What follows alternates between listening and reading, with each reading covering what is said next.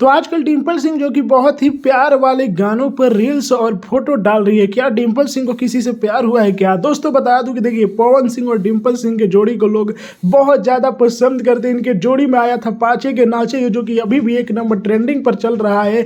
यह गाना 21 मिलियन से ज़्यादा का व्यूज प्राप्त कर लिया है। आप लोग हरी हरी ओढ़नी को मत भूलिए, वो गाना बड़ा रिकॉर्ड बनाने जा रहा है, 139 मिलियन। और आज जो लहंगा लहक जाए गाना रिलीज हुआ है, एक नंबर ट्रेंडिंग पर, मेन ट्रेंडिंग पर गया है। 2 लाख लाइक सबसे तेजी से। वहीं पर यह गाना 3 मिलियन से ज्यादा का व्यूज प्राप्त किया है। लाल घाघरा, जो कि पूरे दुनिया को हिला कर रख दिया था, और जो कि 160 मिलियन व्यूज प्राप्त किया है।